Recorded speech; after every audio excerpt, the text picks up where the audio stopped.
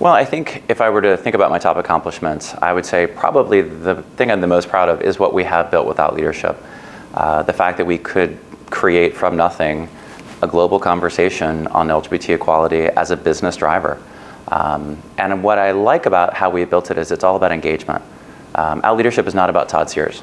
Out leadership is about the senior business leaders, the companies, the brands they represent, and how those leaders through the Out Leadership platform can engage in equality and developing LGBT talent, making the world a better place, but also doing better business. And that's a different model. It's not a sponsorship model where you buy a table at an event and get your name in lights and get 10 tickets, and those are fine. But I structured Out Leadership as a B corporation, which is a social enterprise, specifically because I wanted to prove that LGBT inclusion was a business driver, and we have. So I'm very proud of that. I think the second accomplishment I'm very proud of is going back to starting that Merrill Lynch team. Because when you think about Wall Street and the reputation of Wall Street in the 90s in particular, it wasn't a very positive reputation.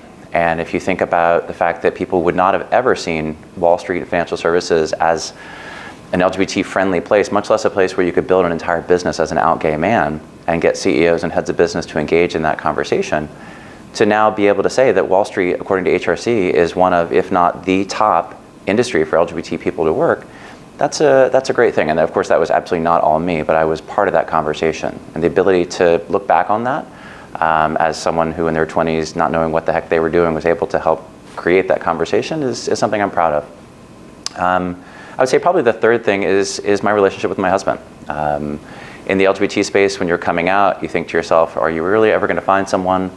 And when you start dating in New York, especially in the gay world, gay relationships can be very short and fleeting, and you have to navigate a lot of challenges. Even the challenge of walking down the street holding hands, even in New York City, can be a challenge for some folks, and I sometimes feel it myself. And especially being an entrepreneur and traveling, I've traveled 120,000 miles so far this year.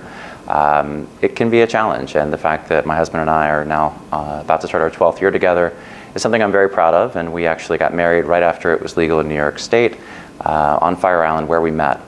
So I think being able to navigate that in a relationship, regardless of whether it's a gay or straight relationship, I applaud anyone that's able to make a relationship work, because it does make all the difference in the world.